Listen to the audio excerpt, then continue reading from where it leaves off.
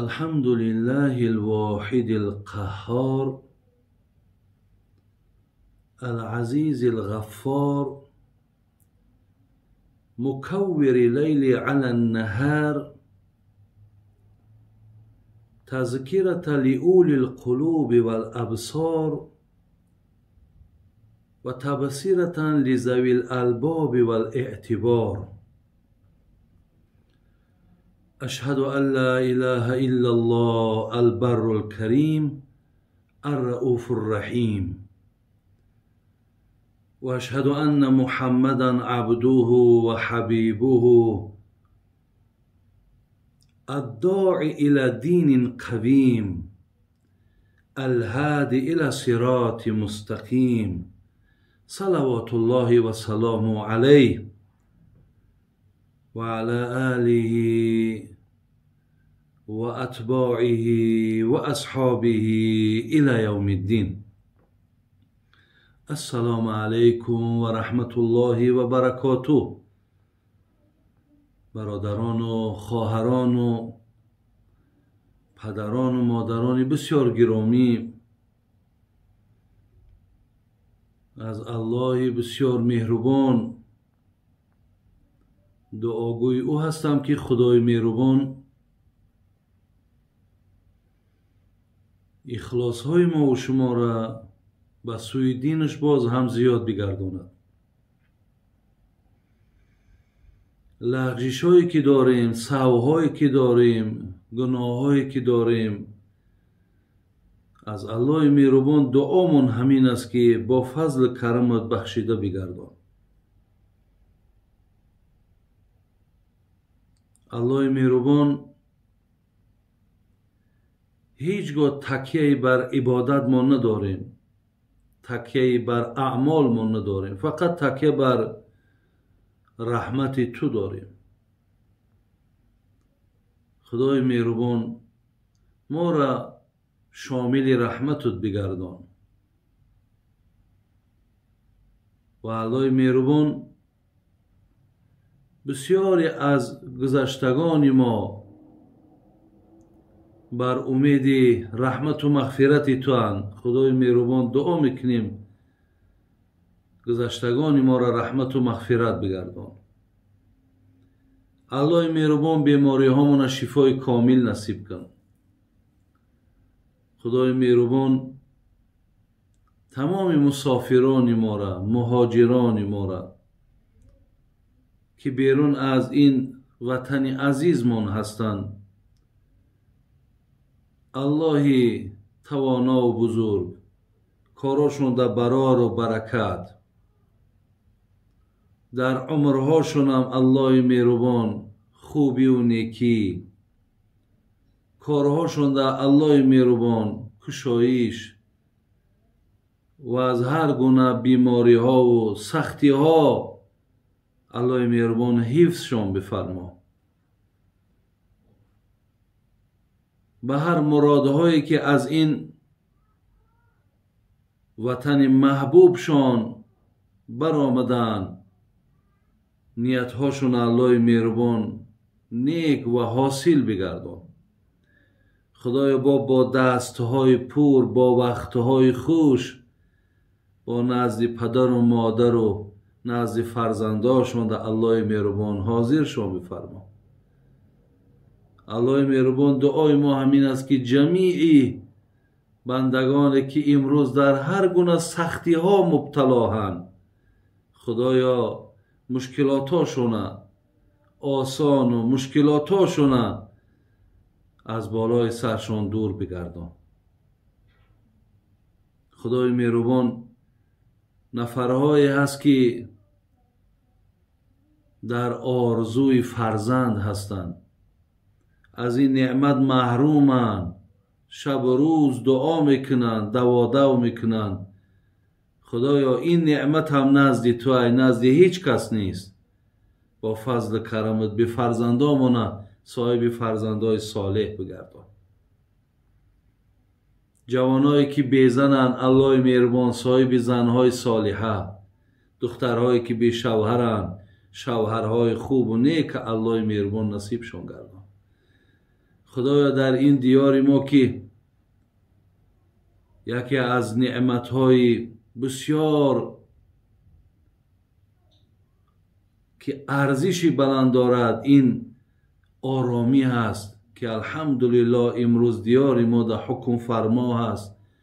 خدایا این نعمت را بردوام بر بالای این مردم نگه بدار. خدایا ملک ما را باز هم آباد و زیبا بگردان. نفرهایی که برای بهبود این جامعه، برای پیشرفت این جامعه، برای بهبود این ملت سعی دارند، تلاش دارند، مهنت میکنند، خدایا در حفظ امان نگهشون بدار. الله مهربان این مردم تاجیکستان ما را باز هم توفیقاشون، اخلاصاشون به سوی دینت زیاد بگردان. الله مهربان هر یک مرادها و مطلوبها و مقصودهای نیکی که در دل داریم با فضل کرمت حاصل بگردان. ربنا تقبل منا انك انت السميع العليم وتب علينا انك انت التواب الرحیم. برادران و خواهران عزیز، اینک در پیش من چند سوالهای انتظار جواب هستند که این سوالها هم از پیش شما هم. من انشاءالله نوبت به نوبت برای شما جواب میگردانم و از الله مهربان همیشه گمانم همین است که هر چیزی را که گوش کردین به موافق آن دعا کنین که خداوند توفیق عملش نصیبتون گرداند. میایم به سر سوال ها.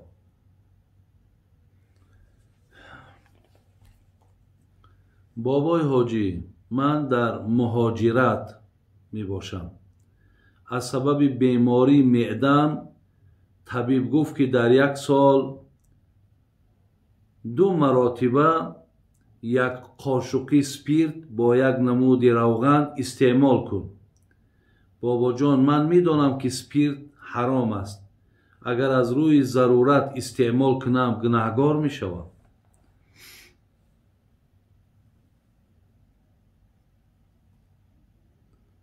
ما برادران عزیز حدیثی داریم از پیامبرمون صلی الله علیه و سلم که ان الله لم یجعل شفاءکم فیما حرم علیکم.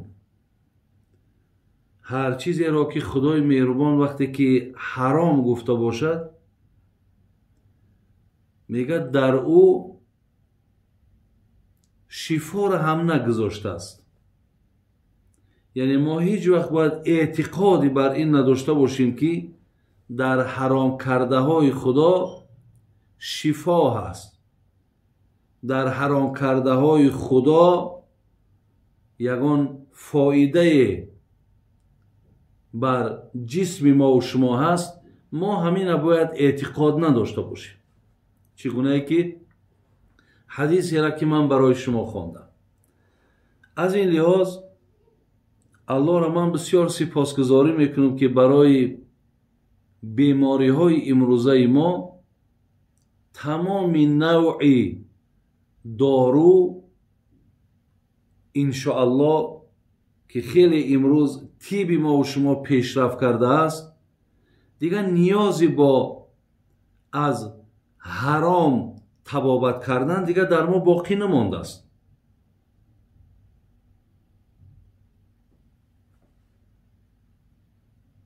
بسیاری از مردم هم میبینیم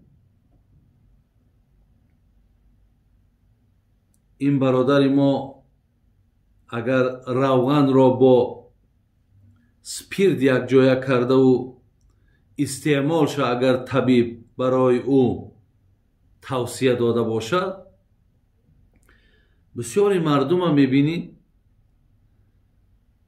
میگن همین سگ بینهایت گوشتش گرمه، یا برای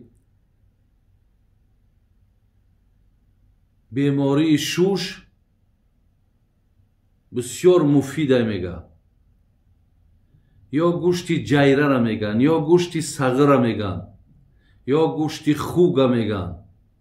برادران عزیز و گرامی، الحمدلله رب العالمین، بینین اینها که از حرام های هستند که ما اینها را اعتقاد حلال گفتن در حق نداریم و برای ما اجازت هم نیست که اینها را ما همچو حلال گفته یا گویم هیچ زیانی ندارد گفته وقتی استعمال کنیم. این ده حتی برای ما و شما برادران عزیز اجازت نیست. الله پرده کند که اگر حرام را ما گوییم که هیچ زیانی ندارد، از دین خارج شدن برای آدم مسلمان هست. برای همین من این گفتنی هستم که خدای مهربان اگر ما اینها را همچو گوشت هاشون گویم میجازشون گرم است، گوشتی گوسفند ببینین کم میجازش گرمه، گوشتی مرغ ببینین کم میجازش گرمه، گوشت های پرنده های را که خدای مهربان حلال کرده است آیا اینها را میجازشون گرم نیست؟ از وقتش مردم تاجیک ما مسلمانی ما برای بیرون کردن خنکی فقط و فقط از گوشت گوسفند، از روغن گوسفند استفاده می بردن.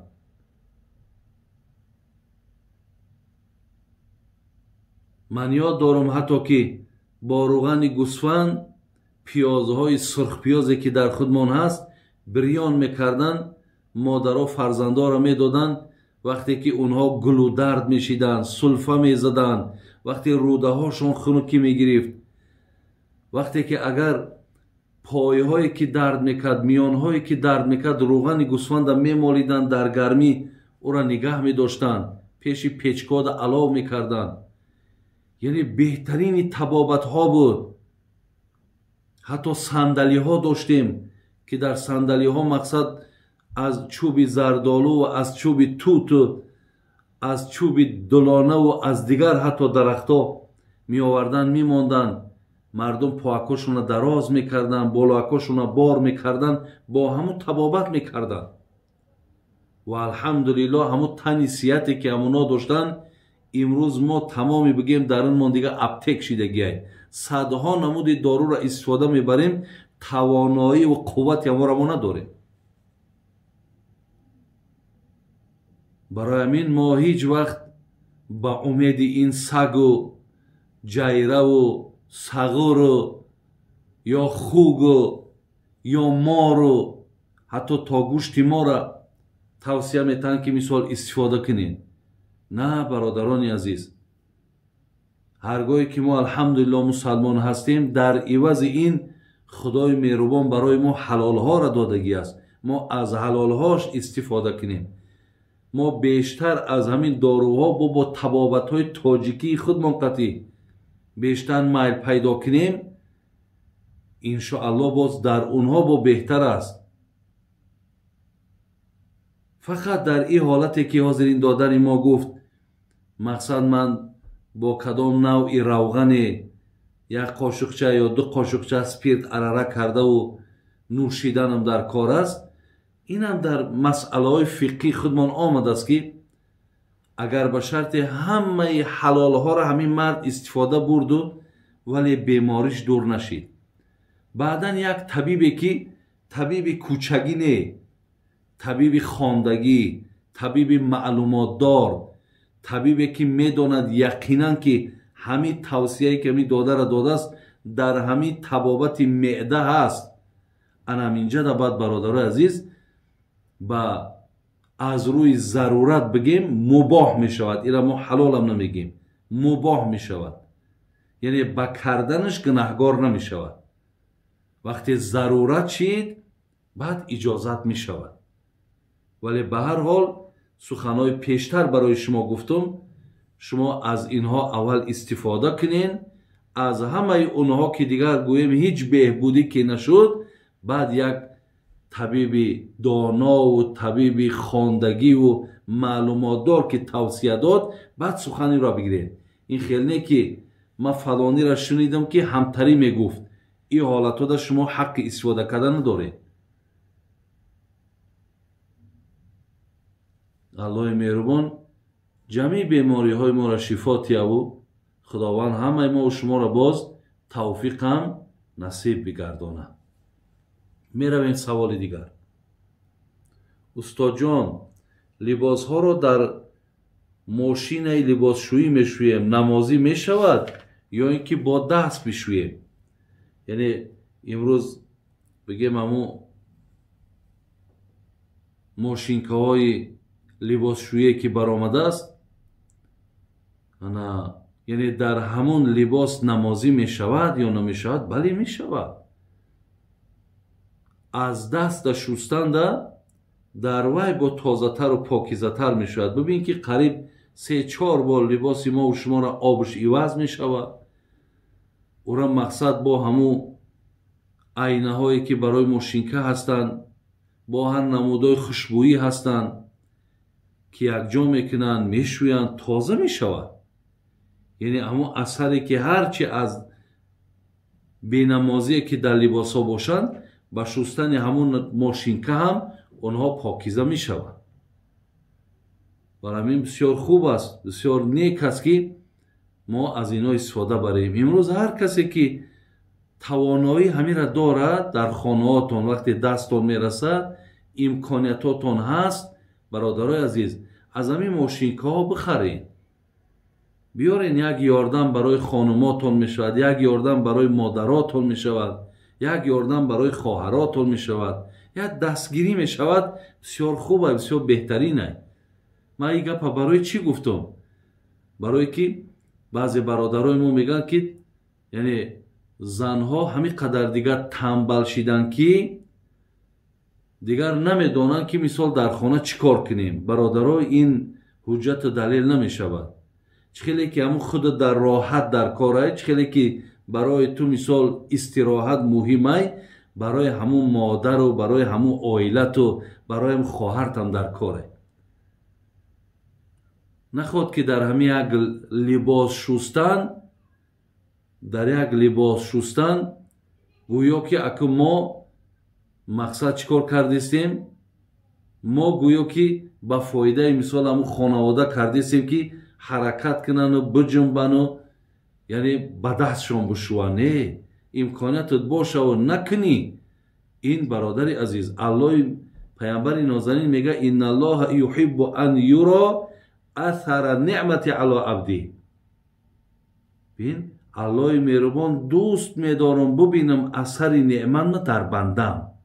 یعنی وقتی که ما او را امکانیت دادم، شرایط دادم، پول دادم، باید میبینم دوست میدارم که یک لباسی خوب داشته باشد، دوست میدارم یک خانه خوب داشته باشد، دوست میدارم ماشینی خوب داشته باشد، دوست میدارم که مقصد همین هر یک نعمت هایی که امروز میبراید از همونا در خانه‌کاشون باشد تا خانواده های اونها هم با آسانی بین به مشکلات از همونا استفاده برن. الله میگه دوست میدارم که همین نعمت ها ما در او ببینم. وقتی که ما اگر از مبلغ دادگی الله این کارها را نکنیم و یعنی دلمان یا نشوه یا همین خیلی آدمی سخت باشیم، الله ما را دوست نمیداره در این حالت. از این لحاظ هر کسی این سوال کرده است، لباسی را که در ماشین کم که شستن و حتما نمازی میشه، زیرا که 2 بار 3 بار همون ماشین که هم بگیم همون آب شیوز میکنه. هر یک همون چیرکی را که از گویم لباسای ما تو میگیرد 2 بار 3 بار باید جفیده در همون تربهش مقصد روان میکنه، نیروه. برای بهترین میشود. یگان شبهه در نمازی شدنش دیگر وجود نداره. خب استاد جان، از چی سبب انسان از دنیا دلمانده و دلش سیاه می شود؟ یعنی سوال این نفر دیگر این است که برای چی گاه گاه می شود که آدم دلش از دنیا میمانه یا دلش سیاه میشود. برادران عزیز، یک کار است که پیامبرمون میگه دل بنده مؤمن در ید قدرت الهی است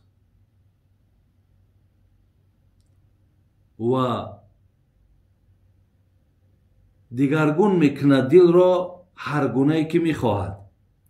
حتی یک مثال میزند، میگه دل بنده مؤمن مثل همون برگی که در بیابان است، گاه شمال مقصد روی دیگه میگرداند، گاه شمال روی دیگه میگرداند. یعنی دل انسان هم همین است. این گاه وقت بسیار دل مانه همین دنیا میگیره، بسیار از همین حیات ما ناراحتیم، چیزی که بسیار بد میبینیم. گاه وقت میشود که اینقدر برای باقی ماندن در دنیا یا سعی میکنیم یا اینکه اینقدر دنیا را دوست میداریم. یعنی گاه دل همینه، گاه مقصد بد میبیند یا گاه نیک میشود، مثل همون برگی در بیابان است.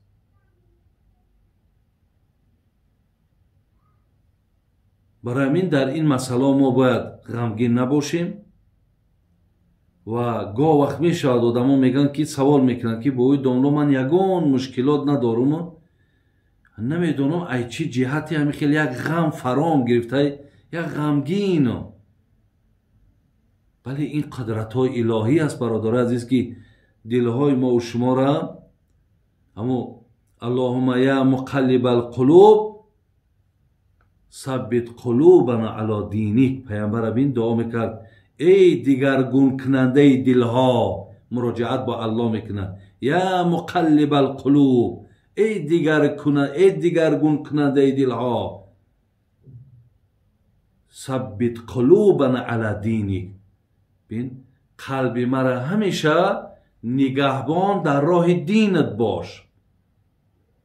دعا کردن حضرت، یعنی دیگرگون کننده دل الله، گاه این طور نگاهش میکند، گاه او طور نگاه میکند.